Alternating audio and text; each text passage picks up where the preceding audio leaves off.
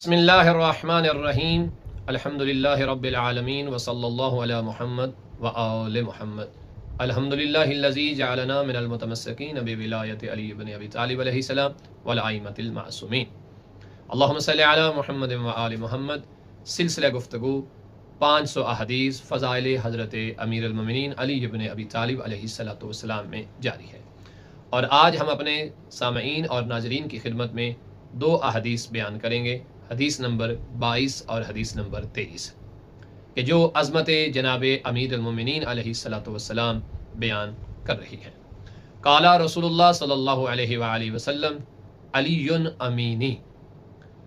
رسالت مآب صلی اللہ علیہ وآلہ وسلم فرماتے ہیں کہ علی میرا امین ہے، یعنی علی علیہ السلام رسالت کے امین ہیں۔ رسول خدا صلی اللہ تعالی علیہ وآلہ وسلم نے جتنا کچھ امیر المومنین کو بیان فرمایا اور جتنی شریعت آقا دو جہاں صلی اللہ تعالی علیہ وآلہ وسلم ہے، اس ساری شریعت کے وجود رسالت مآب کے امین ہیں حضرت علی ابن ابی طالب علیہ السلام۔ اس لیے جناب امام زین العابدین علیہ السلام بارگاہ امیر المومنین میں یوں سلام پیش کرتے ہیں: السلام علیک یا امین اللہ فی ارضہ، کہ اے اللہ کے امین اللہ کی زمین میں۔ یہ مقام حضرت علی علیہ السلام ہے کہ جو رسول اسلام فرما رہے ہیں کہ علی امینی، کہ علی میرا امین ہے۔ قال رسول اللہ صلی اللہ علیہ وآلہ وسلم علی اوفی الناس بعہد اللہ۔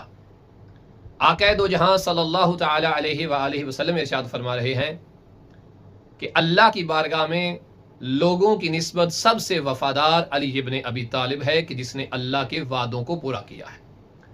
یعنی اللہ کی بارگاہ میں وعدوں کو پورا کرنے میں، وعدوں کو وفا کرنے میں جو مقام و منزلت حضرت علی ابن ابی طالب علیہ السلام کو حاصل ہے، وہ امت محمدیہ میں قیامت تک نہ کسی کو حاصل ہے نہ ہوگا۔